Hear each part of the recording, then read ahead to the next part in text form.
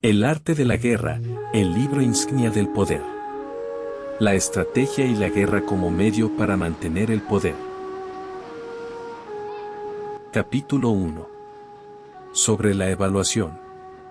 Sun Tzu dice, la guerra es de vital importancia para el Estado, es el dominio de la vida o de la muerte, el camino hacia la supervivencia o la pérdida del imperio, es forzoso manejarla bien. No reflexionar seriamente sobre todo lo que le concierne es dar prueba de una culpable indiferencia en lo que respecta a la conservación o pérdida de lo que nos es más querido, y ello no debe ocurrir entre nosotros. Hay que valorarla en términos de 5 factores fundamentales y hacer comparaciones entre diversas condiciones de los bandos rivales, con vistas a determinar el resultado de la guerra. El primero de estos factores es la doctrina, el segundo, el tiempo, el tercero, el terreno, el cuarto, el mando, y el quinto, la disciplina. La doctrina significa aquello que hace que el pueblo esté en armonía con su gobernante, de modo que le siga donde sea, sin temer por sus vidas ni a correr cualquier peligro. El tiempo significa el yin y el yang, la noche y el día, el frío y el calor, días despejados o lluviosos, y el cambio de las estaciones. El terreno implica las distancias, y hace referencia a donde es fácil o difícil desplazarse, y si es campo abierto o lugares estrechos, y esto influencia las posibilidades de supervivencia. El mando ha de tener como cualidades, sabiduría, sinceridad, benevolencia, coraje y disciplina. Por último, la disciplina ha de ser comprendida como la organización del ejército, las graduaciones y rangos entre los oficiales, la regulación de las rutas de suministros y la provisión de material militar al ejército. Estos 5 factores fundamentales han de ser conocidos por cada general. Aquel que los domina, vence, aquel que no, sale derrotado. Por lo tanto, al trazar los planes, han de compararse los siguientes 7 factores, valorando cada uno con el mayor cuidado. ¿Qué dirigente es más sabio y capaz? ¿Qué comandante posee el mayor talento? ¿Qué ejército obtiene ventajas de la naturaleza y el terreno? ¿En qué ejército se observan mejor las regulaciones y las instrucciones? ¿Qué tropas son más fuertes? ¿Qué ejército tiene oficiales y tropas mejor entrenadas? ¿Qué ejército administra recompensas y castigos de forma más justa? Mediante el estudio de estos 7 factores, seré capaz de adivinar cuál de los 2 bandos saldrá victorioso y cuál será derrotado. El general que siga mi consejo, es seguro que vencerá. Ese general ha de ser mantenido al mando. Aquel que ignore mi consejo, ciertamente será derrotado. Ese debe ser destituido. Tras prestar atención a mi consejo y planes, el general debe crear una situación que contribuya a su cumplimiento. Por situación quiero decir que debe tomar en consideración la situación del campo y actuar de acuerdo con lo que le es ventajoso. El arte de la guerra se basa en el engaño. Por lo tanto, cuando es capaz de atacar, ha de aparentar incapacidad. Cuando las tropas se mueven, aparentar inactividad. Si está cerca del enemigo, ha de hacerle creer que está lejos, si está lejos, aparentar que se está cerca. Poner cebos para atraer al enemigo. Golpear al enemigo cuando está desordenado. Prepararse contra él cuando está seguro en todas partes. Evitarle durante un tiempo cuando es más fuerte. Si tu oponente tiene un temperamento colérico, intenta irritarle. Si es arrogante, trata de fomentar su egoísmo. Si las tropas enemigas se hallan bien preparadas tras una reorganización, intenta desordenarlas. Si están unidas, siembra la disensión entre sus filas. Ataca al enemigo cuando no está preparado, y aparece cuando no te espera. Estas son las claves de la victoria para el estratega. Ahora, si las estimaciones realizadas antes de la batalla indican victoria, es porque los cálculos cuidadosamente realizados muestran que tus condiciones son más favorables que las condiciones del enemigo. Si indican derrota, Es porque muestran que las condiciones favorables para la batalla son menores. Con una evaluación cuidadosa, uno puede vencer, sin ella, no puede. Muchas menos oportunidades de victoria tendrá aquel que no realiza cálculos en absoluto. Gracias a este método, se puede examinar la situación y el resultado aparece claramente. Capítulo 2. Sobre la iniciación de las acciones. Una vez comenzada la batalla, aunque estés ganando, de continuar por mucho tiempo, desanimará a tus tropas y embotará tu espada.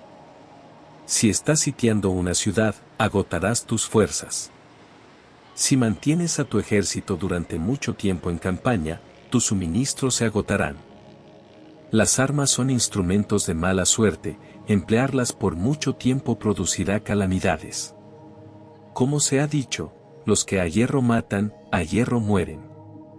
Cuando tus tropas están desanimadas, tu espada embotada, agotadas tus fuerzas y tus suministros son escasos, hasta los tuyos se aprovecharán de tu debilidad para sublevarse.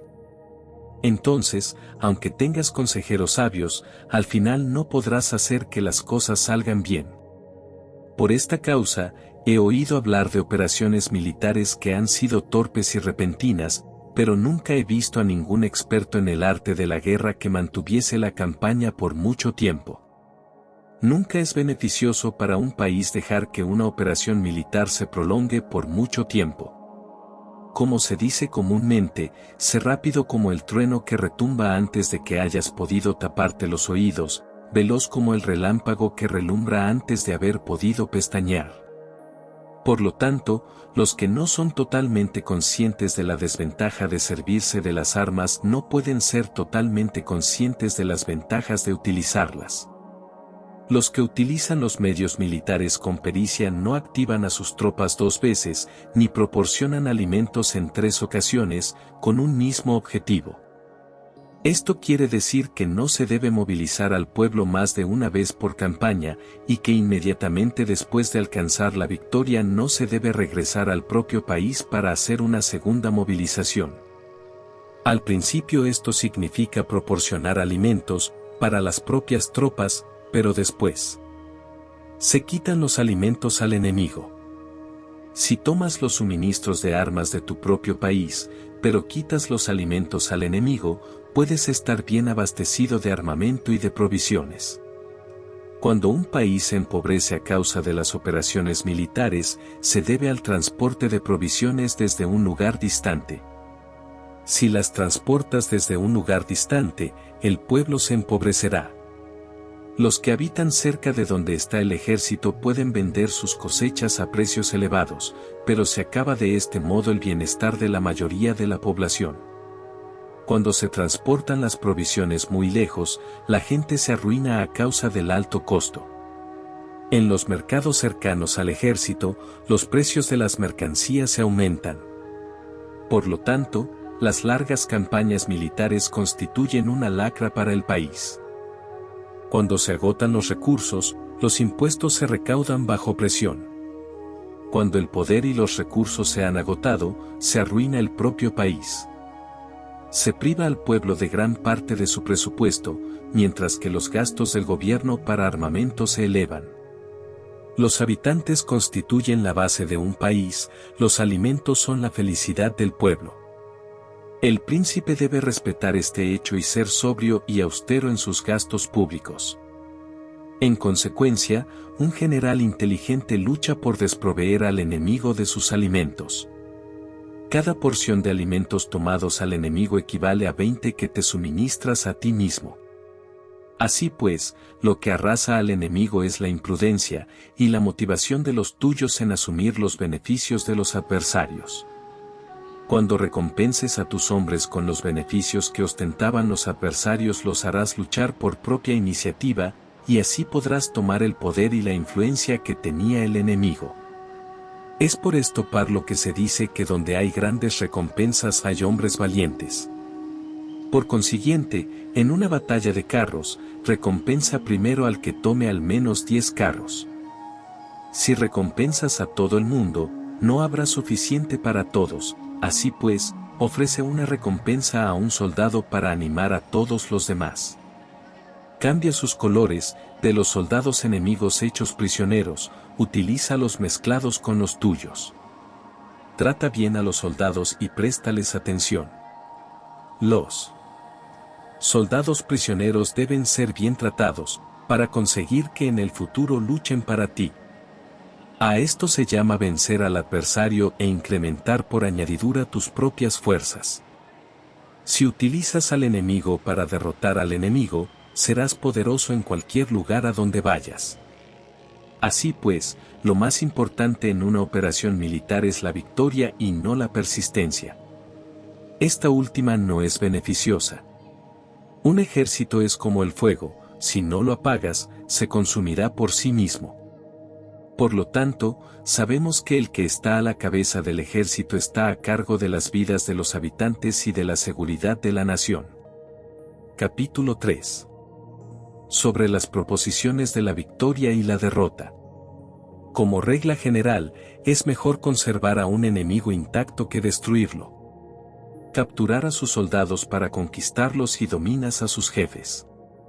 Un general decía: practica las artes marciales, calcula la fuerza de tus adversarios, haz que pierdan su ánimo y dirección, de manera que aunque el ejército enemigo esté intacto sea inservible, esto es ganar sin violencia.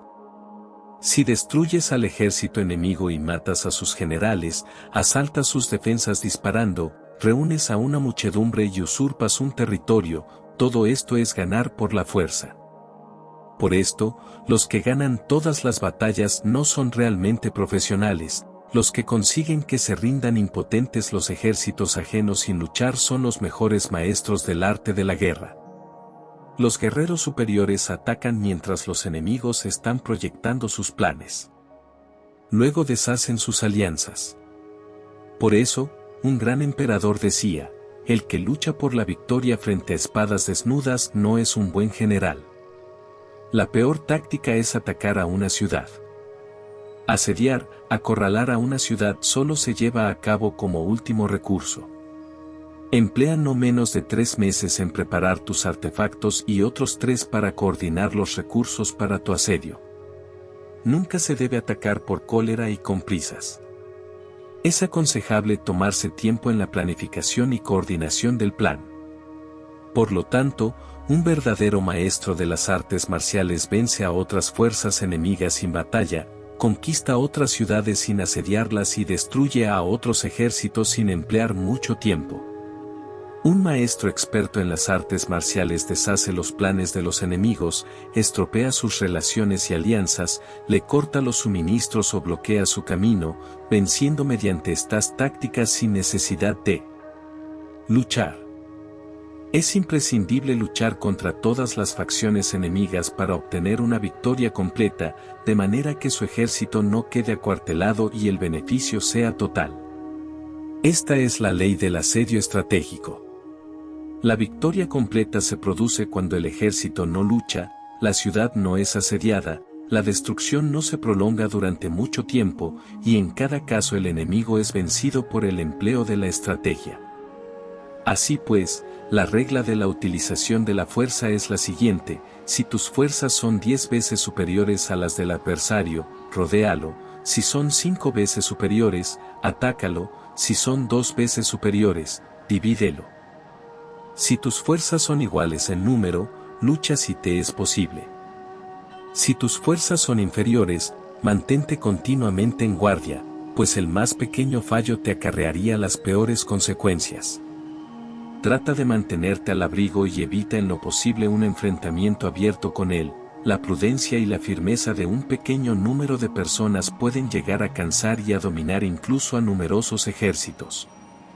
Este consejo se aplica en los casos en que todos los factores son equivalentes. Si tus fuerzas están en orden mientras que las suyas están inmersas en el caos, si tú y tus fuerzas están con ánimo y ellos desmoralizados, entonces, aunque sean más numerosos, puedes entrar en batalla. Si tus soldados, tus fuerzas, tu estrategia y tu valor son menores que las de tu adversario, entonces debes retirarte y buscar una salida.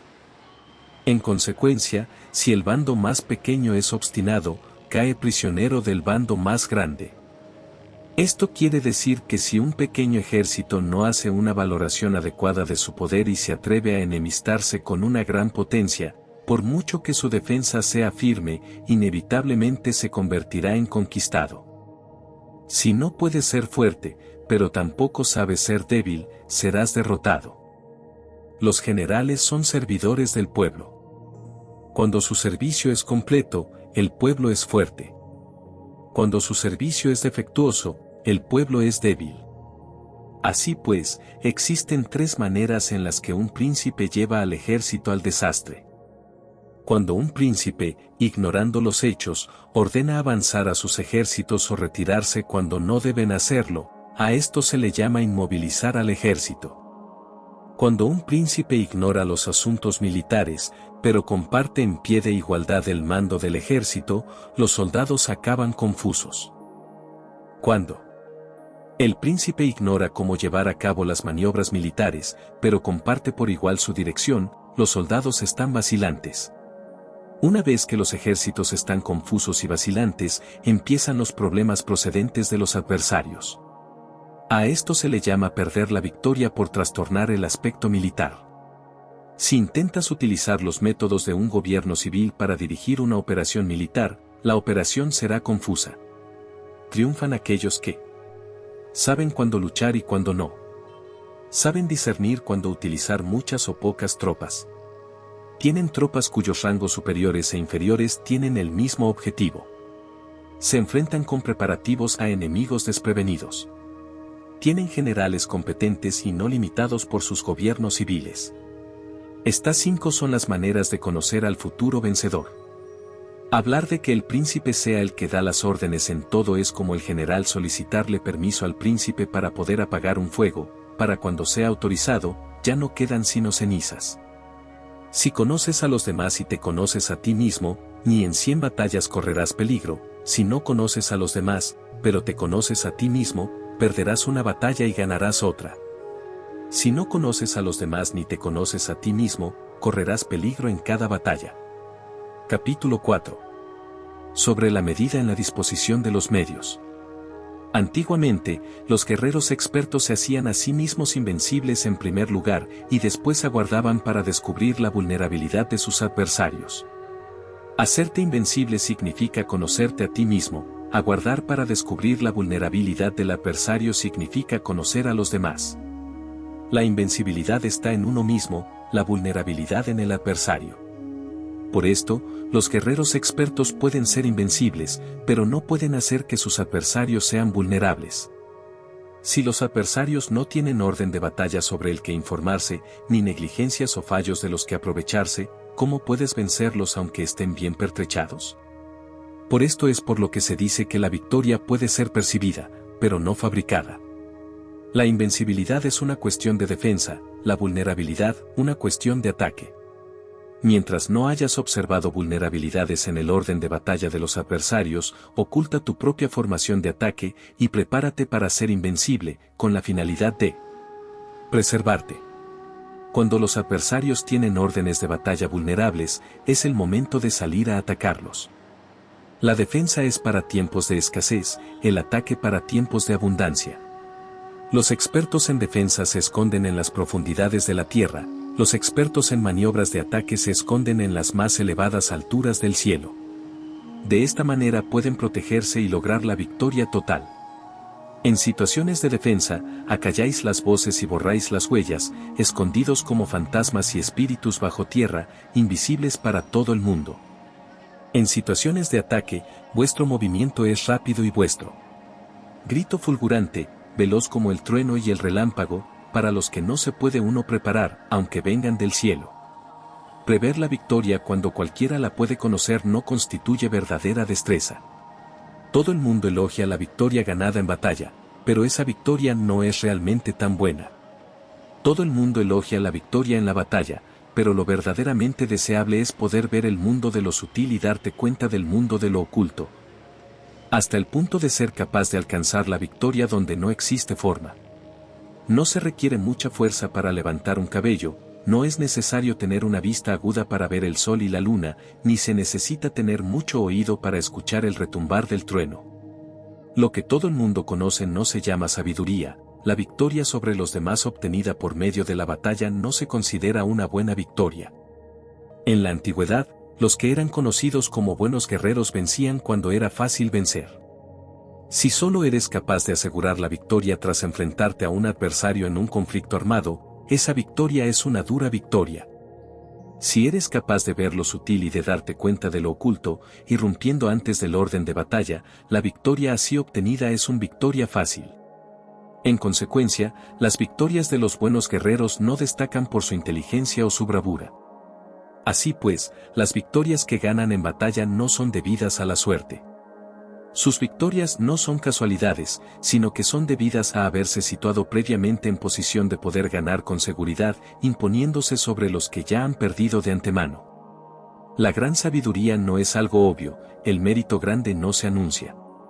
Cuando eres capaz de ver lo sutil, es fácil ganar. ¿Qué tiene esto que ver con la inteligencia o la bravura? ¿Cuándo se resuelven los problemas antes de que surjan? ¿Quién llama a esto inteligencia? Cuando hay victoria sin batalla, ¿quién habla de bravura? Así pues, los buenos guerreros toman posición en un terreno en el que no pueden perder, y no pasan por alto las condiciones que hacen a su adversario proclive a la derrota. En consecuencia, un ejército victorioso gana primero y entabla la batalla después, un ejército derrotado lucha primero e intenta obtener la victoria después. Esta es la diferencia entre los que tienen estrategia y los que no tienen planes premeditados. Los que utilizan bien las armas cultivan el camino y observan las leyes. Así pueden gobernar prevaleciendo sobre los corruptos. Servirse de la armonía para desvanecer la oposición, no atacar un ejército inocente, no hacer prisioneros o tomar botín par donde pasa el ejército, no cortar los árboles ni contaminar los pozos. Limpiar y purificar los templos de las ciudades y montañas del camino que atraviesas, no repetir los errores de una civilización decadente, a todo esto se llama el camino y sus leyes. Cuando el ejército está estrictamente disciplinado, hasta el punto en que los soldados morirían antes que desobedecer las órdenes, y las recompensas y los castigos merecen confianza y están bien establecidos. Cuando los jefes y oficiales son capaces de actuar de esta forma, pueden vencer a un príncipe enemigo corrupto. Las reglas militares son 5: medición, valoración, cálculo, comparación y victoria. El terreno da lugar a las mediciones, estas dan lugar a las valoraciones a los cálculos, estos a las comparaciones, y las comparaciones dan lugar a las victorias. Mediante las comparaciones de las dimensiones puedes conocer dónde se halla la victoria o la derrota. En consecuencia, un ejército victorioso es como 1 kilo comparado con 1 gramo, un ejército derrotado es como 1 gramo comparado con 1 kilo. Cuando el que gana consigue que su pueblo vaya a la batalla como si estuviera dirigiendo una gran corriente de agua hacia un cañón profundo, esto es una cuestión de orden de batalla. Cuando el agua se acumula en un cañón profundo, nadie puede medir su cantidad, lo mismo que nuestra defensa no muestra su forma. Cuando se suelta el agua, se precipita hacia abajo como un torrente, de manera tan irresistible como nuestro propio ataque. Capítulo 5. Sobre la firmeza. La fuerza es la energía acumulada o la que se percibe. Esto es muy cambiante.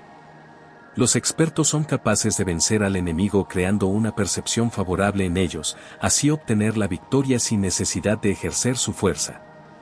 Gobernar sobre muchas personas como si fueran poco es una cuestión de dividirlas en grupos o sectores, es organización. Batallar contra un gran número de tropas como si fueran pocas es una cuestión de demostrar la fuerza, símbolos y señales.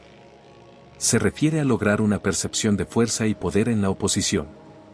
En el campo de batalla se refiere a las formaciones y banderas utilizadas para desplegar las tropas y coordinar sus movimientos. Lograr que el ejército sea capaz de combatir contra el adversario sin ser derrotado es una cuestión de emplear métodos ortodoxos o heterodoxos. La ortodoxia y la heterodoxia no es algo fijo, sino que se utilizan como un ciclo. Un emperador que fue un famoso guerrero y administrador, hablaba de manipular las percepciones de los adversarios sobre lo que es ortodoxo y heterodoxo, y después atacar inesperadamente, combinando ambos métodos hasta convertirlo en uno, volviéndose así indefinible para el enemigo.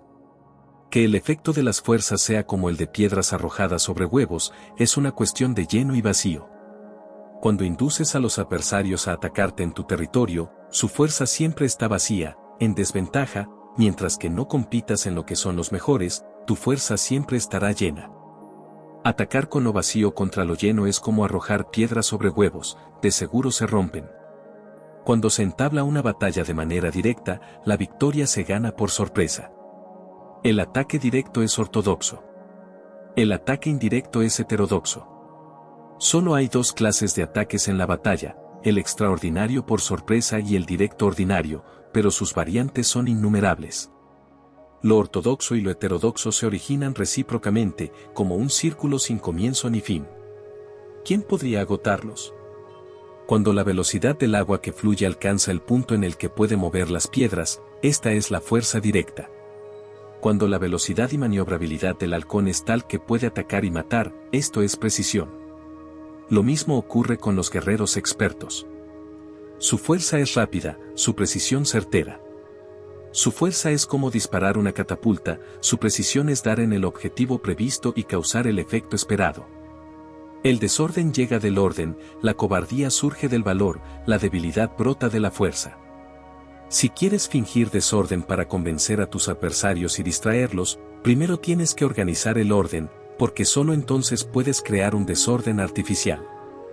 Si quieres fingir cobardía para conocer la estrategia de los adversarios, primero tienes que ser extremadamente valiente, porque solo entonces puedes actuar como tímido de manera artificial. Si quieres fingir debilidad para inducir la arrogancia en tus enemigos, primero has de ser extremadamente fuerte porque solo entonces puedes pretender ser débil. El orden y el desorden son una cuestión de organización, la cobardía es una cuestión valentía y la de ímpetu, la fuerza y la debilidad son una cuestión de la formación en la batalla. Cuando un ejército tiene la fuerza del ímpetu, percepción, incluso el tímido se vuelve valiente, cuando pierde la fuerza del ímpetu, incluso el valiente se convierte en tímido. Nada está fijado en las leyes de la guerra, estas se desarrollan sobre la base del ímpetu.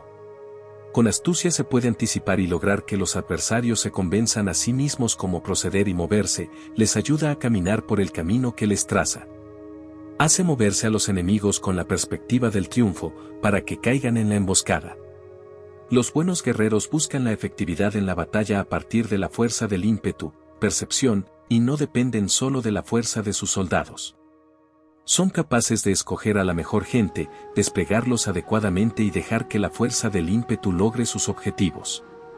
Cuando hay entusiasmo, convicción, orden, organización, recursos, compromiso de los soldados, tienes la fuerza del ímpetu, y el tímido es valeroso.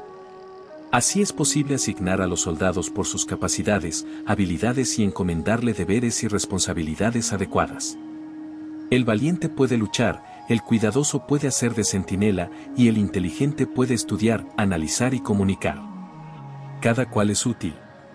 Hacer que los soldados luchen permitiendo que la fuerza del ímpetu haga su trabajo es como hacer rodar rocas.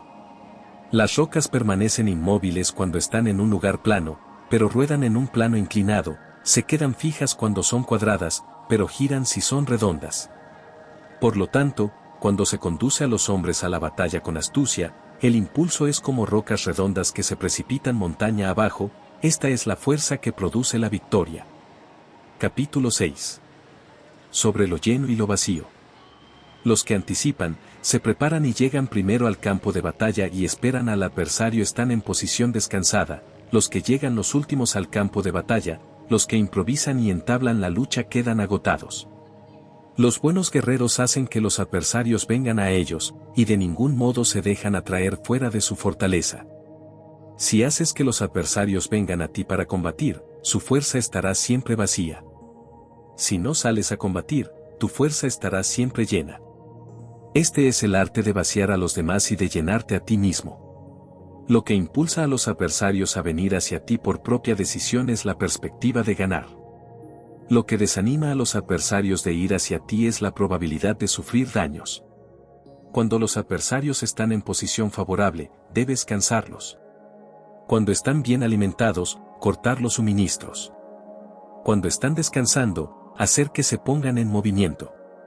Ataca inesperadamente, haciendo que los adversarios se agoten corriendo para salvar sus vidas. Interrumpe sus provisiones, arrasa sus campos y corta sus vías de aprovisionamiento. Aparece en lugares críticos y ataca donde menos se lo esperen, haciendo que tengan que acudir al rescate. Aparece donde no puedan ir, se dirige hacia donde menos se lo esperen. Para desplazarte cientos de kilómetros sin cansancio, atraviesa tierras despobladas. Atacar un espacio abierto no significa solo un espacio en el que el enemigo no tiene defensa. Mientras su defensa no sea estricta, el lugar no esté bien guardado, los enemigos se desperdigarán ante ti, como si estuvieras atravesando un territorio despoblado. Para tomar infaliblemente lo que atacas, ataca donde no haya defensa. Para mantener una defensa infaliblemente segura, defiende donde no haya ataque. Así, en el caso de los que son expertos en el ataque, sus enemigos no saben por dónde atacar. Cuando se cumplen las instrucciones, las personas son sinceramente leales y comprometidas, los planes y preparativos para la defensa implantados con firmeza. Siendo tan sutil y reservado que no se revelan las estrategias de ninguna forma, y los adversarios se sienten inseguros, y su inteligencia no les sirve para nada. Sé extremadamente sutil, discreto, hasta el punto de no tener forma. Sé completamente misterioso y confidencial, hasta el punto de ser silencioso. De esta manera podrás dirigir el destino de tus adversarios. Para avanzar sin encontrar resistencia, arremete por sus puntos débiles. Para retirarte de manera esquiva, sé más rápido que ellos. Las situaciones militares se basan en la velocidad, llega como el viento, muévete como el relámpago, y los adversarios no podrán vencerte. Por lo tanto, cuando quieras entrar en batalla, incluso si el adversario está atrincherado en una posición defensiva, no podrá evitar luchar si atacas en el lugar en el que debe acudir irremediablemente al rescate. Cuando no quieras entrar en batalla, incluso si trazas una línea en el terreno que quieres conservar, el adversario no puede combatir contigo porque le das una falsa pista. Esto significa que cuando los adversarios llegan para atacarte, no luchas con ellos, sino que estableces un cambio estratégico para confundirlos y llenarlos de incertidumbre.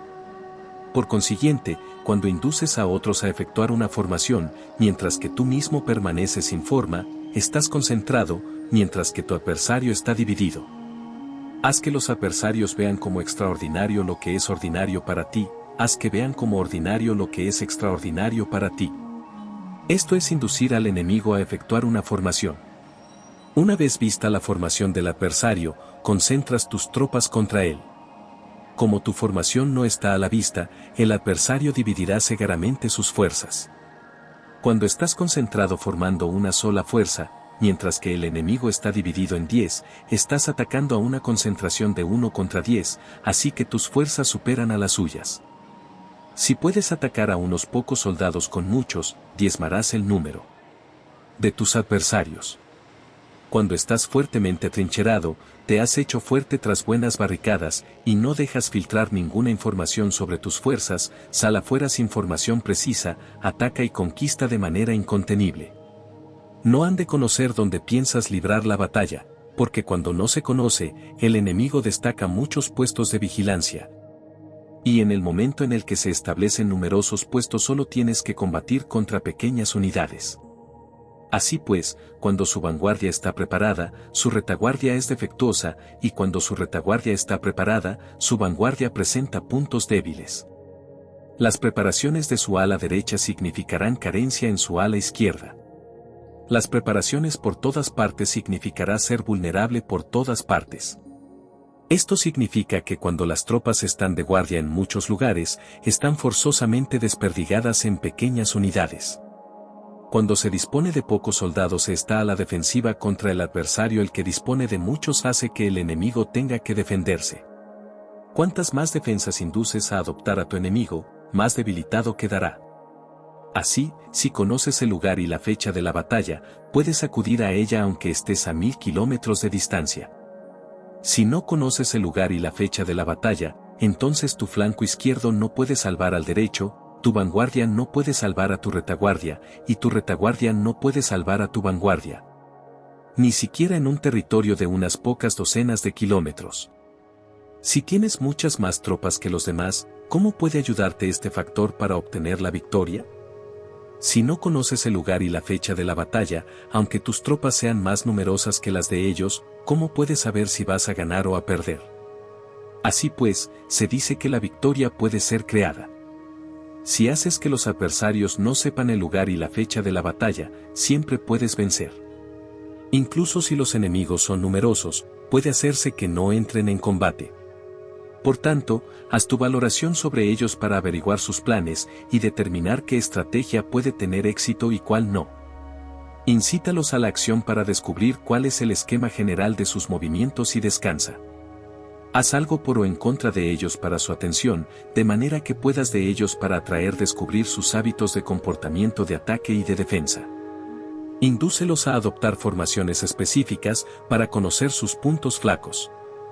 Esto significa utilizar muchos métodos para confundir y perturbar al enemigo con el objetivo de observar sus formas de respuesta hacia ti. Después de haberlas observado, actúas en consecuencia. De manera que puedes saber qué clase de situaciones significan vida y cuáles significan muerte. Pruébalos para averiguar sus puntos fuertes y sus puntos débiles. Por lo tanto, el punto final de la formación de un ejército es llegar a la no forma. Cuando no tienes forma, los informadores no pueden descubrir nada, ya que la información no puede crear una estrategia.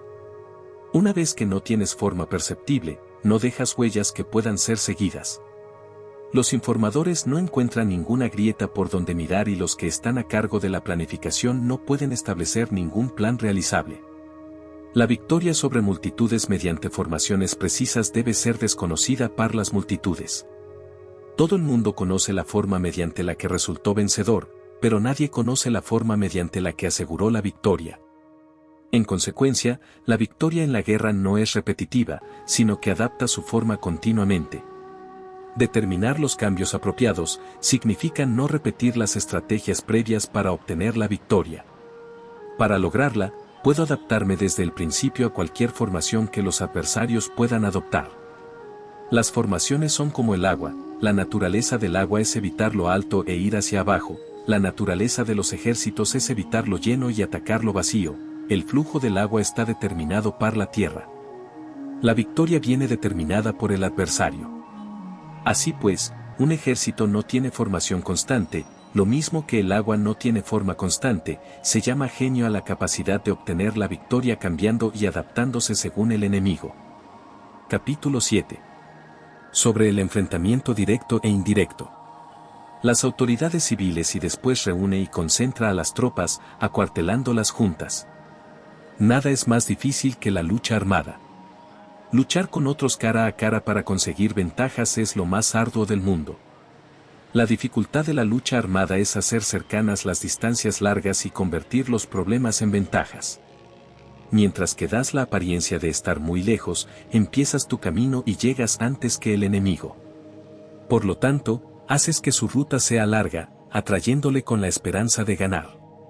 Cuando emprendes la marcha después que los otros y llegas antes que ellos, conoces la estrategia de hacer que las distancias sean cercanas. Sírvete de una unidad especial para engañar al enemigo atrayéndole a una falsa persecución, haciéndole creer que el grueso de tus fuerzas está muy lejos, entonces, lanzas una fuerza de ataque sorpresa que llega antes, aunque emprendió el camino después. Por consiguiente, la lucha armada puede ser provechosa y puede ser peligrosa. Para el experto es provechosa, para el inexperto peligrosa. Movilizar a todo el ejército para el combate en aras de obtener alguna ventaja tomaría mucho tiempo, pero combatir por una ventaja con un ejército incompleto tendría como resultado una falta de recursos. Si te movilizas rápidamente y sin parar día y noche, recorriendo el doble de la distancia habitual, y si luchas por obtener alguna ventaja a miles de kilómetros, tus jefes militares serán hechos prisioneros. Los soldados que sean fuertes llegarán allí primero, los más cansados llegarán después, como regla general, solo lo conseguirá 1 de cada 10. Cuando la ruta es larga las tropas se cansan, si han gastado su fuerza en la movilización, llegan agotadas mientras que sus adversarios están frescos, así pues, es seguro que serán atacadas. Combatir por una ventaja a 50 kilómetros de distancia frustrará los planes del mando, y, como regla general, solo la mitad de los soldados lo harán. Si se combate por obtener una ventaja a 30 kilómetros de distancia, solo 2 de cada 3 soldados los recorrerán. Así pues, un ejército perece si no está equipado, si no tiene provisiones o si no tiene dinero. Estas 3 cosas son necesarias. No puedes combatir para ganar con un ejército no equipado, o sin provisiones, lo que el dinero facilita. Por tanto, si ignoras los planes de tus rivales, no puedes hacer alianzas precisas. A menos que conozcas las montañas y los bosques, los desfiladeros y los pasos, y la condición de los pantanos, no puedes maniobrar con una fuerza armada. A menos que utilices guías locales, no puedes aprovecharte de las ventajas del terreno. Solo cuando conoces cada detalle de la condición del terreno puedes maniobrar y guerrear. Por consiguiente, una fuerza militar se usa según la estrategia prevista, se moviliza mediante la esperanza de recompensa y se adapta mediante la división y la combinación. Una fuerza militar se establece mediante la estrategia en el sentido de que distraes al enemigo para que no pueda conocer cuál es tu situación real y no pueda imponer su supremacía. Se moviliza mediante la esperanza de recompensa, en el sentido de que entra en acción cuando ve la posibilidad de obtener una ventaja. Dividir y volver a hacer combinaciones de tropas se hace para confundir al adversario y observar cómo reacciona frente a ti, de esta manera puedes adaptarte para obtener la victoria. Por eso, cuando una fuerza militar se mueve con rapidez es como el viento, cuando va lentamente es como el bosque, es voraz como el fuego e inmóvil como las montañas. Es rápida como el viento en el sentido que llega sin avisar y desaparece como el relámpago. Es como un bosque porque tiene un orden. Es voraz como el fuego que devasta una planicie sin dejar tras sí ni una brizna de hierba. Es inmóvil como una montaña cuando se acuartela. Es tan difícil de conocer como la oscuridad, su movimiento es como un trueno que retumba. Para ocupar un lugar, divide a tus tropas. Para expandir tu territorio, divide los beneficios. La regla general de las operaciones militares es desproveer de alimentos al enemigo todo lo que se pueda. Sin embargo, en localidades donde la gente no tiene mucho, es necesario dividir a las tropas en grupos más pequeños para que puedan tomar en diversas partes lo que necesitan, ya que sólo así tendrán suficiente. En cuanto a dividir el botín, significa que es necesario repartirlo entre las tropas para guardar lo que ha sido ganado, no dejando que el enemigo lo recupere. Actúa después de haber hecho una estimación. Gana el que conoce primero la medida de lo que está lejos y lo que está cerca, esta es la regla general de la lucha armada. El primero que hace el movimiento es el invitado, el último es el anfitrión. El invitado lo tiene difícil, el anfitrión lo tiene fácil. Cerca y lejos significan desplazamiento, el cansancio, el hambre y el frío surgen del desplazamiento. Un antiguo libro que trata de asuntos militares dice, las palabras no son escuchadas, para eso se hacen los símbolos y los tambores. Las banderas y los estandartes se hacen a causa de la ausencia de visibilidad. Símbolos, tambores, banderas y estandartes se utilizan para concentrar y unificar los oídos y los ojos de los soldados. Una vez que están unificados, el valiente no puede actuar solo, ni el tímido puede retirarse solo. Esta es la regla general del empleo de un grupo. Unificar los oídos y los ojos de los soldados significa hacer que miren y escuchen al unísono de manera que no caigan en la confusión y el desorden. Las señales se utilizan para indicar direcciones e impedir que los individuos vayan a donde se les antoje. Así pues, en batallas nocturnas, utiliza fuegos y tambores, y en batallas diurnas sírvete de banderas y estandartes, para manipular los oídos y los ojos de los soldados. Utiliza muchas señales para confundir las percepciones del enemigo y hacerle temer tu temible poder militar. De esta forma, haces desaparecer la energía de sus ejércitos y desmoralizas a sus generales. En primer lugar, has de ser capaz de mantenerte firme en tu propio corazón, solo entonces puedes desmoralizar a los generales enemigos. Por esto, la tradición afirma que los habitantes de otros tiempos tenían la firmeza para desmoralizar, y la antigua ley de los que conducían carros de combate decía que cuando la mente original es firme, la energía fresca es victoriosa. De este modo, la energía de la mañana está llena de ardor, la del mediodía decae y la energía de la noche se retira. En consecuencia, los expertos en el manejo de las armas prefieren la energía entusiasta. Atacan la decadente y la que se bate en retirada. Son ellos los que dominan la energía. Cualquier débil en el mundo se dispone a combatir en un minuto si se siente animado, pero cuando se trata realmente de tomar las armas y de entrar en batalla, es poseído por la energía. Cuando esta energía se desvanece, se detendrá, estará asustado y se arrepentirá de haber comenzado. La razón por la que esa clase de ejércitos miran por encima del hombro a enemigos fuertes, lo mismo que miran a las doncellas vírgenes, es porque se están aprovechando de su agresividad, estimulada por cualquier causa. Utilizar el orden para enfrentarse al desorden, utilizar la calma para enfrentarse con los que se agitan, esto es dominar el corazón. A menos que tu corazón esté totalmente abierto y tu mente en orden, no puedes esperar ser capaz de adaptarte a responder sin límites, a manejar los acontecimientos de manera infalible, a enfrentarte a dificultades graves e inesperadas sin turbarte, dirigiendo cada cosa sin confusión. Dominar la fuerza es esperar a los que vienen de lejos, aguardar con toda comodidad a los que se han fatigado, y con el estómago saciado a los hambrientos. Esto es lo que se quiere decir cuando se habla de atraer a otros hacia donde estás, al tiempo que evitas ser inducido a ir hacia donde están ellos. Evitar la confrontación contra formaciones de combate bien ordenadas y no atacar grandes batallones constituye el dominio de la adaptación. Por tanto, la regla general de las operaciones militares es no enfrentarse a una gran montaña ni oponerse al enemigo de espaldas a esta. Esto significa que si los adversarios están en un terreno elevado, no debes atacarles cuesta arriba, y que cuando efectúan una carga cuesta abajo, no debes hacerles frente. No persigas a los enemigos cuando finjan una retirada, ni ataques tropas expertas. Si los adversarios huyen de repente antes de agotar su energía, seguramente hay emboscadas esperándote para atacar a tus tropas. En este caso, debes retener a tus oficiales para que no se lancen en su persecución. No consumas la comida de sus soldados. Si el enemigo abandona de repente sus provisiones, éstas han de ser probadas antes de ser comidas, por si están envenenadas. No detengas a ningún ejército que esté en camino a su país. Bajo estas circunstancias, un adversario luchará hasta la muerte. Hay que dejarle una salida a un ejército rodeado. Muéstrales una manera de salvar la vida para que no estén dispuestos a luchar hasta la muerte, y así podrás aprovecharte para atacarles. No presiones a un enemigo desesperado. Un animal agotado seguirá luchando, pues esa es la ley de la naturaleza. Estas son las leyes de las operaciones militares. Capítulo 8. Sobre los 9 cambios. Por lo general, las operaciones militares están bajo el del gobernante civil para dirigir al ejército. El general no debe levantar su campamento en un terreno difícil. Deja que se establezcan relaciones diplomáticas en las fronteras. No permanezcas en un territorio árido ni aislado.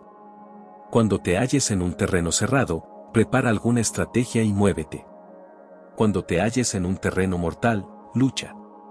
Terreno cerrado significa que existen lugares escarpados que te rodean por todas partes, de manera que el enemigo tiene movilidad, que puede llegar e irse con libertad, pero a ti te es difícil salir y volver.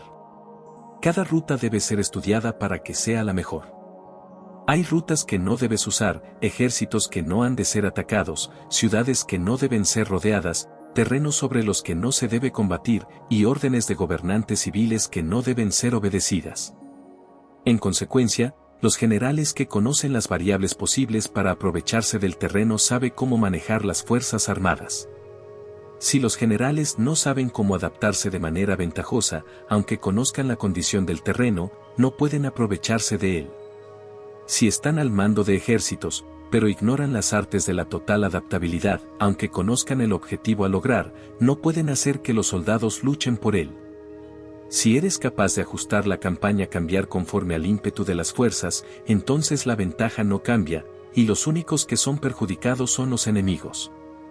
Por esta razón, no existe una estructura permanente. Si puedes comprender totalmente este principio, puedes hacer que los soldados actúen en la mejor forma posible. Por lo tanto, las consideraciones de la persona inteligente siempre incluyen el analizar objetivamente el beneficio y el daño. Cuando considera el beneficio, su acción se expande; cuando considera el daño, sus problemas pueden resolverse. El beneficio y el daño son interdependientes y los sabios los tienen en cuenta. Por ello, lo que retiene a los adversarios es el daño, lo que les mantiene ocupados es la acción y lo que les motiva es el beneficio. Cansa a los enemigos manteniéndolos ocupados y no dejándoles respirar. Pero antes de lograrlo, tienes que realizar previamente tu propia labor. Esa labor consiste en desarrollar un ejército fuerte, un pueblo próspero, una sociedad armoniosa y una manera ordenada de vivir. Así pues, la norma general de las operaciones militares consiste en no contar con que el enemigo no acuda, sino confiar en tener los medios de enfrentarte a él, no contar con que el adversario no ataque, sino confiar en poseer lo que no puede ser atacado. Si puedes recordar siempre el peligro cuando estás a salvo y el caos en tiempos de orden, permanece atento al peligro y al caos mientras no tengan todavía forma y evítalos antes de que se presenten. Esta es la mejor estrategia de todas. Por esto, existen 5 rasgos que son peligrosos en los generales. Los que están dispuestos a morir, pueden perder la vida, los que quieren preservar la vida, pueden ser hechos prisioneros, los que son dados a los apasionamientos irracionales, pueden ser ridiculizados, los que son muy puritanos pueden ser deshonrados, los que son compasivos, pueden ser turbados. Si te presentas en un lugar que con toda seguridad los enemigos se precipitarán a defender, las personas compasivas se apresurarán invariablemente a rescatar a sus habitantes, causándose a sí mismos problemas y cansancio. Estos son 5 rasgos que constituyen defectos en los generales y que son desastrosos para las operaciones militares. Los buenos generales son de otra manera, se comprometen hasta la muerte, pero no se aferran a la esperanza de sobrevivir, actúan de acuerdo con los acontecimientos, en forma racional y realista, sin dejarse llevar por las emociones ni estar sujetos a quedar confundidos. Cuando ven una buena oportunidad, son como tigres, en caso contrario cierran sus puertas. Su acción y su no acción son cuestiones de estrategia, y no pueden ser complacidos ni enfadados. Capítulo 9. Sobre la distribución de los medios. Las maniobras militares son el resultado de los planes y las estrategias en la manera más ventajosa para ganar. Determinan la movilidad y efectividad de las tropas. Si vas a colocar tu ejército en posición de observar al enemigo, atraviesa rápido las montañas y vigílalos desde un valle. Considera el efecto de la luz y mantente en la posición más elevada del valle. Cuando combatas en una montaña, ataca desde arriba hacia abajo y no al revés. Combate estando cuesta abajo y nunca cuesta arriba. Evita que el agua divida tus fuerzas, aléjate de las condiciones desfavorables lo antes que te sea posible. No te enfrentes a los enemigos dentro del agua, es conveniente dejar que pasen la mitad de sus tropas y en ese momento dividirlas y atacarlas. No te sitúes río abajo. No camines en contra de la corriente, ni en contra del viento. Si acampas en la ribera de un río, tus ejércitos pueden ser sorprendidos de noche, empujados a ahogarse o se les puede colocar veneno en la corriente. Tus barcas no deben ser amarradas corriente abajo, para impedir que el enemigo aproveche la corriente lanzando sus barcas contra ti. Si atraviesas pantanos, hazlo rápidamente. Si te encuentras frente a un ejército en medio de un pantano, permanece cerca de sus plantas acuáticas o respaldado por los árboles. En una llanura, toma posiciones desde las que sea fácil maniobrar, manteniendo las elevaciones del terreno detrás y a tu derecha, estando las partes más bajas delante y las más altos detrás. Generalmente, un ejército prefiere un terreno elevado y evita un terreno bajo, aprecia la luz y detesta la oscuridad. Los terrenos elevados son estimulantes, y por lo tanto, la gente se halla a gusto en ellos, además son convenientes para adquirir la fuerza del ímpetu. Los terrenos bajos son húmedos, lo cual provoca enfermedades y dificulta el combate.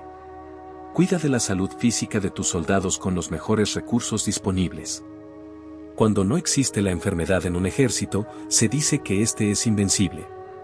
Donde haya montículos y terraplenes, sitúate en su lado soleado, manteniéndolo siempre a tu derecha y detrás. Colocarse en la mejor parte del terreno es ventajoso para una fuerza militar. La ventaja en una operación militar consiste en aprovecharse de todos los factores beneficiosos del terreno. Cuando llueve río arriba y la corriente trae consigo la espuma, si quieres cruzarlo, espera a que escampe. Siempre que un terreno presente barrancos infranqueables, lugares cerrados, trampas, riesgos, grietas y prisiones naturales, debes abandonarlo rápidamente y no acercarte a él. En lo que a mí concierne, siempre me mantengo alejado de estos accidentes del terreno, de manera que los adversarios estén más cerca que yo de ellos. Doy la cara a estos accidentes, de manera que queden a espaldas del enemigo. Entonces estás en situación ventajosa, y él tiene condiciones desfavorables. Cuando un ejército se está desplazando, si atraviesa territorios montañosos con muchas corrientes de agua y pozos, o pantanos cubiertos de juncos, o bosques vírgenes llenos de árboles y vegetación, es imprescindible escudriñarlos totalmente y con cuidado, ya que estos lugares ayudan a las emboscadas y a los espías. Es esencial bajar del caballo y escudriñar el terreno, por si existen tropas escondidas para tenderte una emboscada. También podría ser que hubiera espías al acecho observándote y escuchando tus instrucciones y movimientos. Cuando el enemigo está cerca, pero permanece en calma, quiere decir que se halla en una posición fuerte. Cuando está lejos pero intenta provocar hostilidades, quiere que avances. Si, además, su posición es accesible, eso quiere decir que le es favorable. Si un adversario no conserva la posición que le es favorable por las condiciones del terreno y se sitúa en otro lugar conveniente, debe ser porque existe alguna ventaja táctica para obrar de esta manera. Si se mueven los árboles, es que el enemigo se está acercando. Si hay obstáculos entre los matorrales, es que has tomado un mal camino. La idea de poner muchos obstáculos entre la maleza es hacerte pensar que existen tropas emboscadas escondidas en medio de ella. Si los pájaros alzan el vuelo, hay tropas emboscadas en el lugar. Si los animales están asustados, existen tropas atacantes. Si se elevan columnas de polvo altas y espesas, hay carros que se están acercando. Si son bajas y anchas, se acercan soldados a pie. Humaredas esparcidas significan que se está cortando leña. Pequeñas polvaredas que van y vienen indican que hay que levantar el campamento. Si los emisarios del enemigo pronuncian palabras humildes mientras que éste incrementa sus preparativos de guerra, esto quiere decir que va a avanzar. Cuando se pronuncian palabras altisonantes y se avanza ostentosamente, es señal de que el enemigo se va a retirar. Si sus emisarios vienen con palabras humildes, envía espías para observar al enemigo y comprobarás que está aumentando sus preparativos de guerra. Cuando los carros ligeros salen en primer lugar y se sitúan en los flancos, están estableciendo un frente de batalla. Si los emisarios llegan pidiendo la paz sin firmar un tratado, significa que están tramando algún complot. Si el enemigo dispone rápidamente a sus carros en filas de combate, es que está esperando refuerzos. No se precipitarán para un encuentro ordinario si no entienden que les ayudará, o debe haber una fuerza que se halla a distancia y que es esperada en un determinado momento para unir sus tropas y atacarte. Conviene anticipar, prepararse inmediatamente para esta eventualidad. Si la mitad de sus tropas avanza y la otra mitad retrocede, es que el enemigo piensa atraerte a una trampa. El enemigo está fingiendo en este caso confusión y desorden para incitarte a que avances. Si los soldados enemigos se apoyan unos en otros, es que están hambrientos. Si los aguadores beben en primer lugar, es que las tropas están sedientas. Si el enemigo ve una ventaja pero no la aprovecha, es que está cansado. Si los pájaros se reúnen en el campo enemigo, es que el lugar está vacío. Si hay pájaros sobrevolando una ciudad, el ejército ha huido. Si se producen llamadas nocturnas, es que los soldados enemigos están atemorizados. Tienen miedo y están inquietos, y por eso se llaman unos a otros. Si el ejército no tiene disciplina, esto quiere decir que el general no es tomado en serio. Si los estandartes se mueven, es que está sumido en la confusión. Las señales se utilizan para unificar el grupo, así pues, si se desplaza de acá para allá sin orden ni concierto, significa que sus filas están confusas. Si sus emisarios muestran irritación, significa que están cansados. Si matan sus caballos para obtener carne, es que los soldados carecen de alimentos. Cuando no tienen marmitas y no vuelven a su campamento, son enemigos completamente desesperados. Si se producen murmuraciones, faltas de disciplina y los soldados hablan mucho entre sí, quiere decir que se ha perdido la lealtad de la tropa. Las murmuraciones describen la expresión de los verdaderos sentimientos, las faltas de disciplina indican problemas con los superiores. Cuando el mando ha perdido la lealtad de las tropas, los soldados se hablan con franqueza entre sí sobre los problemas con sus superiores. Si se otorgan numerosas recompensas, es que el enemigo se halla en un callejón sin salida. Cuando se ordenan demasiados castigos, es que el enemigo está desesperado. Cuando la fuerza de su ímpetu está agotada, otorgan constantes recompensas para tener contentos a los soldados, para evitar que se rebelen en masa. Cuando los soldados están tan agotados que no pueden cumplir las órdenes, son castigados una y otra vez para restablecer la autoridad. Ser violento al principio y terminar después temiendo a los propios soldados es el colmo de la ineptitud. Los emisarios que acuden con actitud conciliatoria indican que el enemigo quiere una tregua. Si las tropas enemigas se enfrentan a ti con ardor, pero demoran el momento de entrar en combate sin abandonar no obstante el terreno, has de observarlos cuidadosamente. Están preparando un ataque por sorpresa. En asuntos militares, no es necesariamente más beneficioso ser superior en fuerzas, solo evitar actuar con violencia innecesaria, es suficiente con consolidar tu poder, hacer estimaciones sobre el enemigo y conseguir reunir tropas, eso es todo. El enemigo que actúa aisladamente, que carece de estrategia y que toma a la ligera a sus adversarios, inevitablemente acabará siendo derrotado. Si tu plan no contiene una estrategia de retirada o posterior al ataque, sino que confías exclusivamente en la fuerza de tus soldados y tomas a la ligera a tus adversarios sin valorar su condición, con toda seguridad caerás prisionero. Si se castiga a los soldados antes de haber conseguido que sean leales al mando, no obedecerán, y si no obedecen, serán difíciles de emplear. Tampoco podrán ser empleados si no se lleva a cabo ningún castigo, incluso después de haber obtenido su lealtad. Cuando existe un sentimiento subterráneo de aprecio y confianza, y los corazones de los soldados están ya vinculados al mando, si se relaja la disciplina, los soldados se volverán arrogantes y será imposible emplearlos. Por lo tanto, dirígelos mediante el arte civilizado y unifícalos mediante las artes marciales, esto significa una victoria continua. Arte civilizado significa humanidad y artes marciales significan reglamentos. Mándalos con humanidad y benevolencia, unifícalos de manera estricta y firme. Cuando la benevolencia y la firmeza son evidentes, es posible estar seguro de la victoria. Cuando las órdenes se dan de manera clara, sencilla y consecuente a las tropas, éstas las aceptan. Cuando las órdenes son confusas, contradictorias y cambiantes, las tropas no las aceptan o no las entienden. Cuando las órdenes son razonables, justas, sencillas, claras y consecuentes, existe una satisfacción recíproca entre el líder y el grupo. Capítulo 10. Sobre la topología. Algunos terrenos son fáciles, otros difíciles, algunos neutros, otros estrechos, accidentados o abiertos. Cuando el terreno sea accesible, sé el primero en establecer tu posición, eligiendo las alturas soleadas, una posición que sea adecuada para transportar los suministros, así tendrás ventaja cuando libres la batalla. Cuando estés en un terreno difícil de salir, estás limitado. En este terreno, si tu enemigo no está preparado, puedes vencer si sigues adelante, pero si el enemigo está preparado y sigues adelante, tendrás muchas dificultades para volver de nuevo a él, lo cual jugará en contra tuya.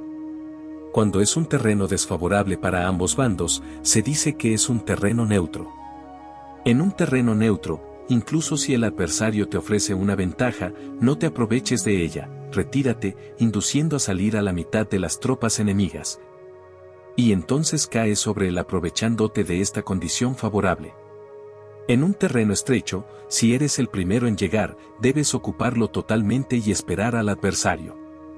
Si él llega antes, no lo persigas y bloquea los desfiladeros. Persíguelo solo si no los bloquea. En terreno accidentado, si eres el primero en llegar, debes ocupar sus puntos altos y soleados y esperar al adversario. Si éste los ha ocupado antes, retírate y no lo persigas. En un terreno abierto, la fuerza del ímpetu se encuentra igualada y es difícil provocarle a combatir de manera desventajosa para él. Entender estas 6 clases de terreno es la responsabilidad principal del general y es imprescindible considerarlos. Estas son las configuraciones del terreno, los generales que las ignoran salen derrotados. Así pues, entre las tropas están las que huyen, las que se retraen, las que se derrumban, las que se rebelan y las que son derrotadas. Ninguna de estas circunstancias constituyen desastres naturales, sino que son debidas a los errores de los generales. Las tropas que tienen el mismo ímpetu, pero que atacan en proporción de 1 contra 10, salen derrotadas. Los que tienen tropas fuertes pero cuyos oficiales son débiles, quedan retraídos. Los que tienen soldados débiles al mando de oficiales fuertes, se verán en apuros. Cuando los oficiales superiores están encolerizados y son violentos, y se enfrentan al enemigo por su cuenta y por despecho, y cuando los generales ignoran sus capacidades, el ejército se desmoronará. Como norma general, para poder vencer al enemigo, todo el mando militar debe tener una sola intención y todas las fuerzas militares deben cooperar.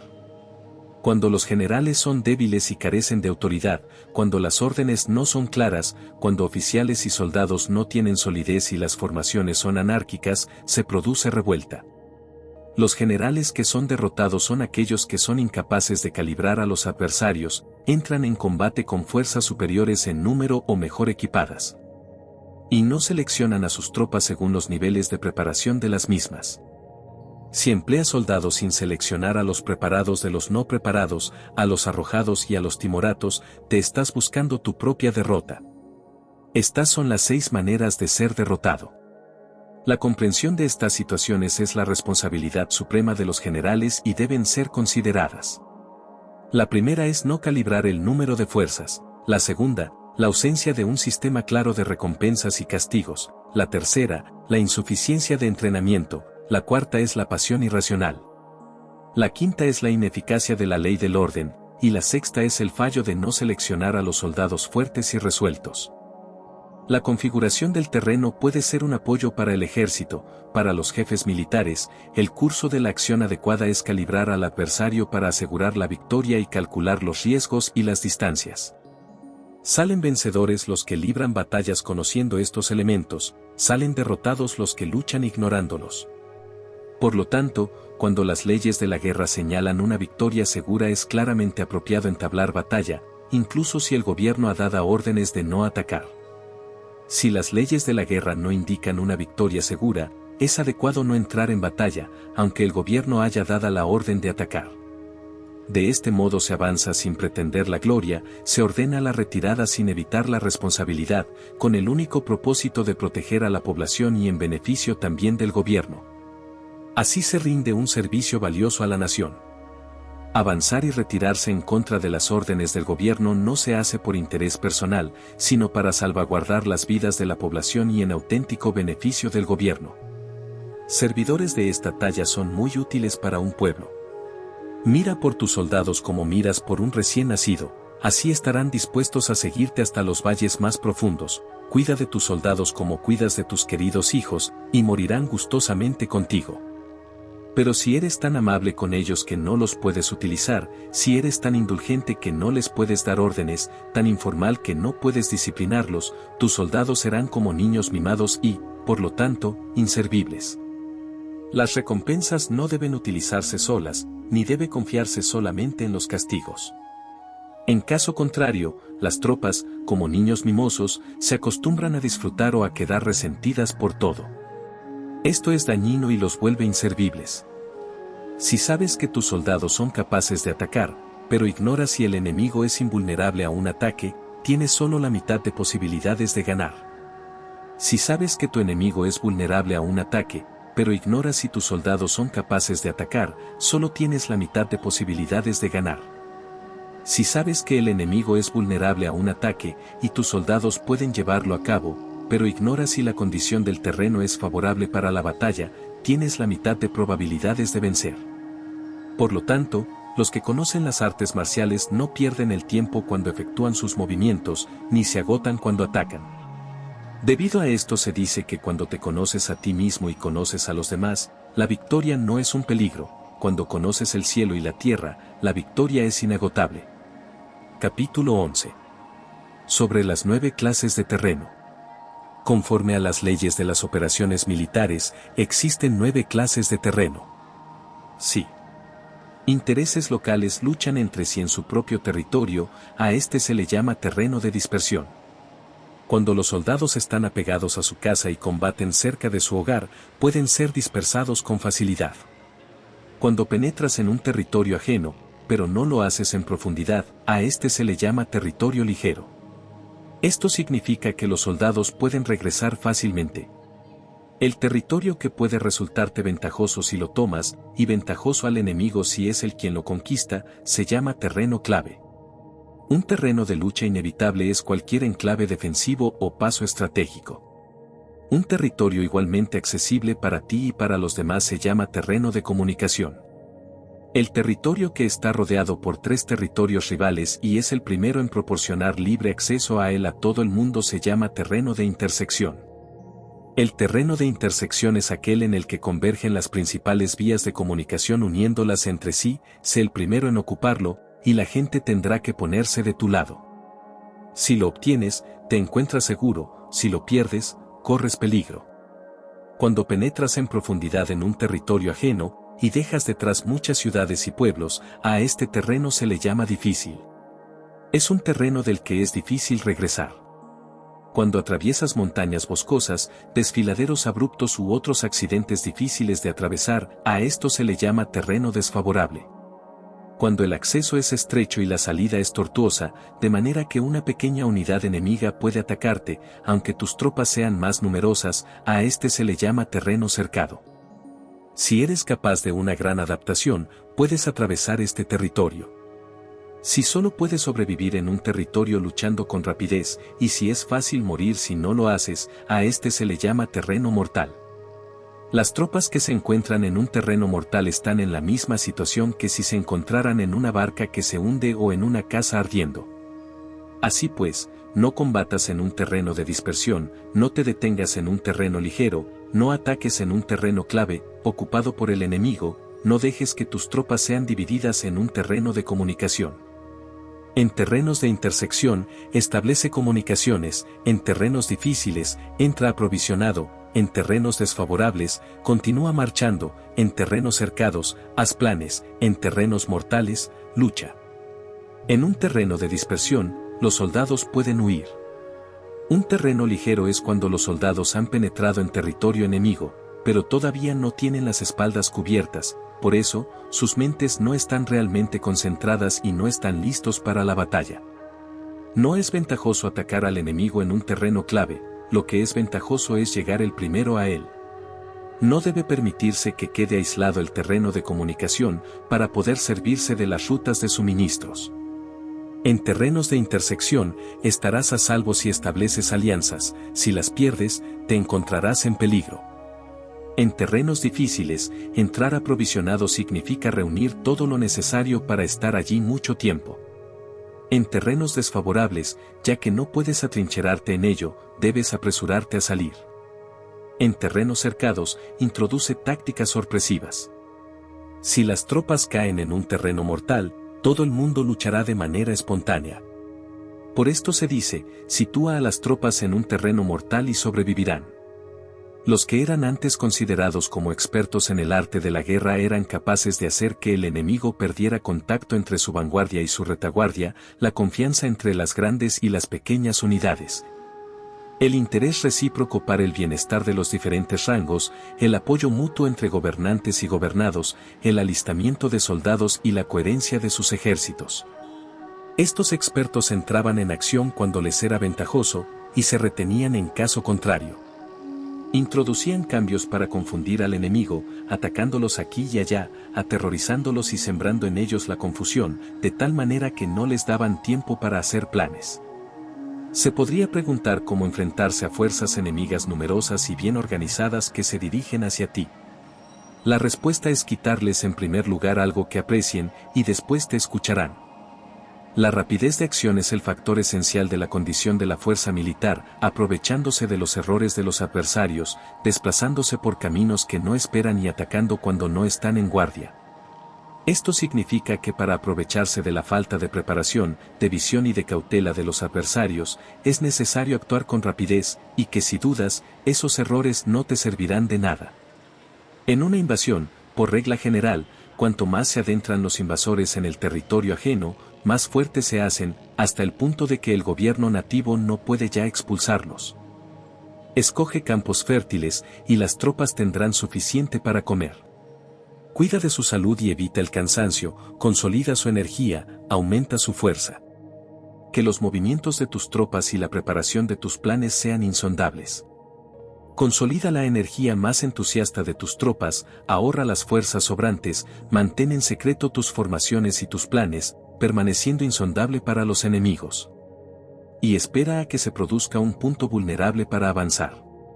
Sitúa a tus tropas en un punto que no tenga salida, de manera que tengan que morir antes de poder escapar. Porque, ante la posibilidad de la muerte, que no estarán dispuestas a hacer. Los guerreros dan entonces lo mejor de sus fuerzas. Cuando se hallan ante un grave peligro, pierden el miedo. Cuando no hay ningún sitio a donde ir, permanecen firmes, cuando están totalmente implicados en un terreno, se aferran a él. Si no tienen otra opción, lucharán hasta el final. Por esta razón, los soldados están vigilantes sin tener que ser estimulados, se alistan sin tener que ser llamados a filas, son amistosos sin necesidad de promesas, y se puede confiar en ellos sin necesidad de órdenes. Esto significa que cuando los combatientes se encuentran en peligro de muerte, sea cual sea su rango, todos tienen el mismo objetivo, y, por lo tanto, están alertas sin necesidad de ser estimulados, tienen buena voluntad de manera espontánea y sin necesidad de recibir órdenes, y puede confiarse de manera natural en ellos sin promesas ni necesidad de jerarquía. Prohíbe los augurios para evitar las dudas, y los soldados nunca te abandonarán. Si tus soldados no tienen riquezas, no es porque las desdeñen. Si no tienen más longevidad, no es porque no quieran vivir más tiempo. El día en que se da la orden de marcha, los soldados lloran. Así pues, una operación militar preparada con pericia debe ser como una serpiente veloz que contraataca con su cola cuando alguien le ataca por la cabeza. Contraataca con la cabeza cuando alguien le ataca por la cola y contraataca con cabeza y cola cuando alguien le ataca por el medio. Esta imagen representa el método de una línea de batalla que responde velozmente cuando es atacada. Un manual de 8 formaciones clásicas de batalla dice: haz del frente la retaguardia, haz de la retaguardia el frente, con 4 cabezas y 8 colas. Haz que la cabeza esté en todas partes, y cuando el enemigo arremeta por el centro, cabeza y cola acudirán al rescate. Puede preguntarse la cuestión de si es posible hacer que una fuerza militar sea como una serpiente rápida. La respuesta es afirmativa. Incluso las personas que se tienen antipatía, encontrándose en el mismo barco, se ayudarán entre sí en caso de peligro de zozobrar. Es la fuerza de la situación la que hace que esto suceda. Por esto, no basta con depositar la confianza en caballos atados y ruedas fijadas. Se atan los caballos para formar una línea de combate estable, y se fijan las ruedas para hacer que los carros no se puedan mover. Pero aún así, esto no es suficientemente seguro ni se puede confiar en ello. Es necesario permitir que haya variantes a los cambios que se hacen, poniendo a los soldados en situaciones mortales, de manera que combatan de forma espontánea y se ayuden unos a otros codo con codo. Este es el camino de la seguridad y de la obtención de una victoria cierta. La mejor organización es hacer que se exprese el valor y mantenerlo constante. Tener éxito tanto con tropas débiles como con tropas aguerridas se basa en la configuración de las circunstancias. Si obtienes la ventaja del terreno, puedes vencer a los adversarios, incluso con tropas ligeras y débiles. ¿Cuánto más te sería posible si tienes tropas poderosas y aguerridas? Lo que hace posible la victoria a ambas clases de tropas es las circunstancias del terreno. Por lo tanto, los expertos en operaciones militares logran la cooperación de la tropa, de tal manera que dirigir un grupo es como dirigir a un solo individuo que no tiene más que una sola opción. Corresponde al general ser tranquilo, reservado, justo y metódico. Sus planes son tranquilos y absolutamente secretos para que nadie pueda descubrirlos. Su mando es justo y metódico, así que nadie se atreve a tomarlo a la ligera. Puede mantener a sus soldados sin información y en completa ignorancia de sus planes. Cambia sus acciones y revisa sus planes, de manera que nadie pueda reconocerlos. Cambia de lugar su emplazamiento y se desplaza por caminos sinuosos, de manera que nadie pueda anticiparse. Puedes ganar cuando nadie puede entender en ningún momento cuáles son tus intenciones. Dice un gran hombre, el principal engaño que se valora en las operaciones militares no se dirige solo a los enemigos, sino que empieza por las propias tropas, para hacer que les sigan a uno sin saber a dónde van. Cuando un general fija una meta a sus tropas, es como el que sube a un lugar elevado y después retira la escalera. Cuando un general se adentra muy en el interior del territorio enemigo, está poniendo a prueba todo su potencial. Ha hecho quemar las naves a sus tropas y destruir sus casas, así las conduce como un rebaño y todos ignoran hacia dónde se encaminan. Incumbe a los generales reunir a los ejércitos y ponerlos en situaciones peligrosas. También han de examinar las adaptaciones a los diferentes terrenos, las ventajas de concentrarse o dispersarse, y las pautas de los sentimientos y situaciones humanas. Cuando se habla de ventajas y de desventajas de la concentración y de la dispersión, quiere decir que las pautas de los comportamientos humanos cambian según los diferentes tipos de terreno. En general, la pauta general de los invasores es unirse cuando están en el corazón del territorio enemigo, pero tienden a dispersarse cuando están en las franjas fronterizas. Cuando dejas tu territorio y atraviesas la frontera en una operación militar, te hallas en un terreno aislado. Cuando es accesible desde todos los puntos, es un terreno de comunicación. Cuando te adentras en profundidad, estás en un terreno difícil. Cuando penetras poco, estás en un terreno ligero. Cuando a tus espaldas se hallen espesuras infranqueables y delante pasajes estrechos, estás en un terreno cercado. Cuando no haya ningún sitio a donde ir, se trata de un terreno mortal. Así pues, en un terreno de dispersión, yo unificaría las mentes de los soldados. En un terreno ligero, las mantendría en contacto. En un terreno clave, les haría apresurarse para tomarlo. En un terreno de intersección, prestaría atención a la defensa. En un terreno de comunicación, establecería sólidas alianzas. En un terreno difícil, aseguraría suministros continuados. En un terreno desfavorable, urgiría a mis tropas a salir rápidamente de él. En un terreno cercado, cerraría las entradas. En un terreno mortal, indicaría a mis tropas que no existe ninguna posibilidad de sobrevivir. Por esto, la psicología de los soldados consiste en resistir cuando se ven rodeados, luchar cuando no se puede evitar y obedecer en casos extremos. Hasta que los soldados no se ven rodeados, no tienen la determinación de resistir al enemigo hasta alcanzar la victoria. Cuando están desesperados, presentan una defensa unificada. Por ello, los que ignoran los planes enemigos no pueden preparar alianzas. Los que ignoran las circunstancias del terreno no pueden hacer maniobrar a sus fuerzas. Los que no utilizan guías locales no pueden aprovecharse del terreno. Los militares de un gobierno eficaz deben conocer todos estos factores. Cuando el ejército de un gobierno eficaz ataca a un gran territorio, el pueblo no se puede unir. Cuando su poder sobrepasa a los adversarios, es imposible hacer alianzas. Si puedes averiguar los planes de tus adversarios, aprovéchate del terreno y haz maniobrar al enemigo de manera que se encuentre indefenso. En este caso, ni siquiera un gran territorio puede reunir suficientes tropas para detenerte. Por lo tanto, si no luchas por obtener alianzas, ni aumentas el poder de ningún país, pero extiendes tu influencia personal amenazando a los adversarios, todo ello hace que el país y las ciudades enemigas sean vulnerables.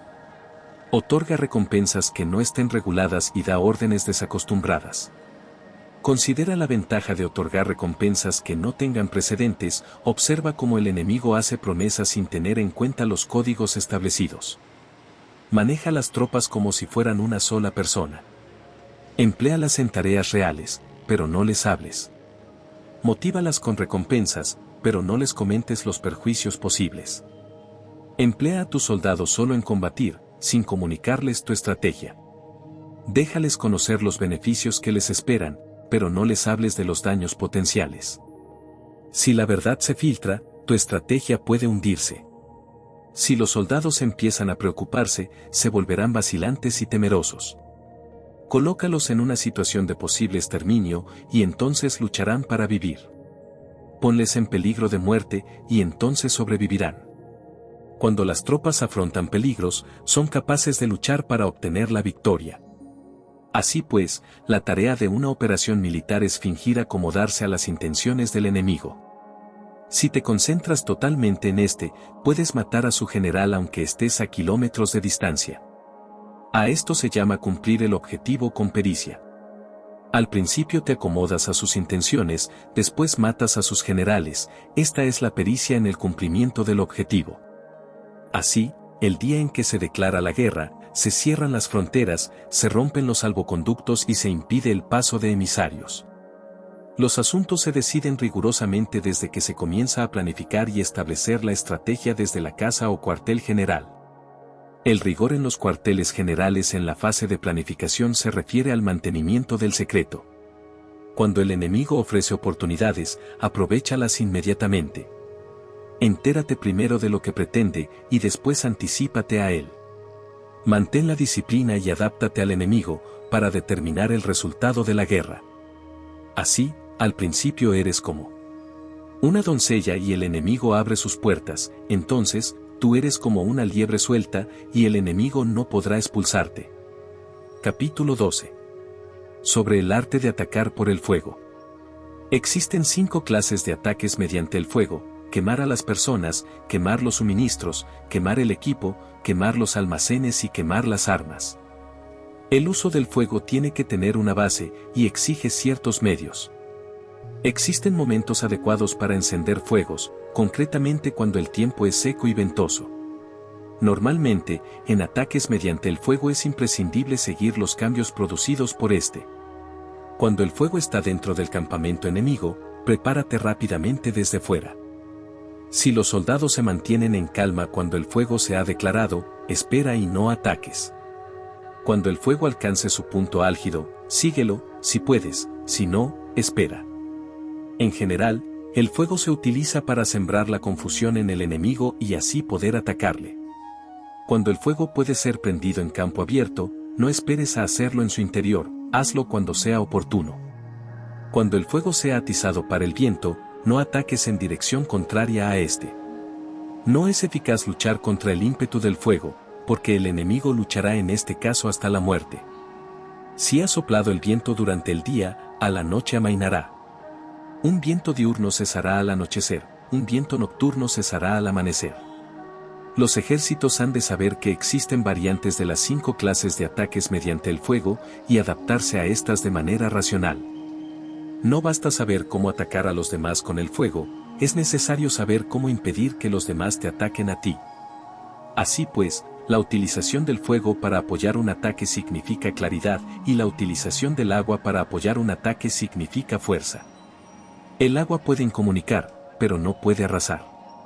El agua puede utilizarse para dividir a un ejército enemigo, de manera que su fuerza se desuna y la tuya se fortalezca. Ganar combatiendo o llevar a cabo un asedio victorioso sin recompensar a los que han hecho méritos trae mala fortuna y se hace merecedor de ser llamado avaro. Por eso se dice que un gobierno esclarecido lo tiene en cuenta y que un buen mando militar recompensa el mérito. No moviliza a sus tropas cuando no hay ventajas que obtener, ni actúa cuando no hay nada que ganar, ni luchan cuando no existe peligro. Las armas son instrumentos de mal augurio, y la guerra es un asunto peligroso. Es indispensable impedir una derrota desastrosa, y por lo tanto, no vale la pena movilizar un ejército por razones insignificantes, las armas solo deben utilizarse cuando no existe otro remedio. Un gobierno no debe movilizar un ejército por ira, y los jefes militares no deben provocar la guerra por cólera. Actúa cuando sea beneficioso, en caso contrario, desiste. La ira puede convertirse en alegría, y la cólera puede convertirse en placer, pero un pueblo destruido no puede hacérsele renacer, y la muerte no puede convertirse en vida. En consecuencia, un gobierno esclarecido presta atención a todo esto, y un buen mando militar lo tiene en cuenta. Esta es la manera de mantener a la nación a salvo y de conservar intacto a su ejército. Capítulo 13. Sobre la concordia y la discordia. Una operación militar significa un gran esfuerzo para el pueblo, y la guerra puede durar muchos años para obtener una victoria de un día. Así pues, fallar en conocer la situación de los adversarios por economizar en aprobar gastos para investigar y estudiar a la oposición es extremadamente inhumano, y no es típico de un buen jefe militar. de un consejero de gobierno, ni de un gobernante victorioso. Por lo tanto, lo que posibilita a un gobierno inteligente y a un mando militar sabio vencer a los demás y lograr triunfos extraordinarios con esa información esencial. La información previa no puede obtenerse de fantasmas ni espíritus, ni se puede tener por analogía, ni descubrir mediante cálculos. Debe obtenerse de personas que conozcan la situación del adversario. Existen 5 clases de espías: el espía nativo, el espía interno, el doble agente, el espía liquidable y el espía flotante. Cuando están activos todos ellos, nadie conoce sus rutas, a esto se le llama genio organizativo, y se aplica al gobernante. Los espías nativos se contratan entre los habitantes de una localidad. Los espías internos se contratan entre los funcionarios enemigos. Los agentes dobles se contratan entre los espías enemigos. Los espías liquidables transmiten falsos datos a los espías enemigos. Los espías flotantes vuelven para traer sus informes. Entre los funcionarios del régimen enemigo, se hallan aquellos con los que se puede establecer contacto y a los que se puede sobornar para averiguar la situación de su país y descubrir cualquier plan que se trame contra ti. También pueden ser utilizados para crear desavenencias y desarmonía. En consecuencia, nadie en las Fuerzas Armadas es tratado con tanta familiaridad como los espías, ni a nadie se le otorgan recompensas tan grandes como a ellos, ni hay asunto más secreto que el espionaje. Si no se trata bien a los espías, pueden convertirse en renegados y trabajar para el enemigo.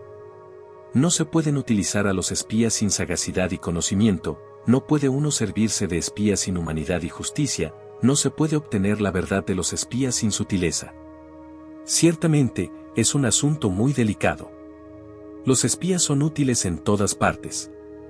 Cada asunto requiere un conocimiento previo.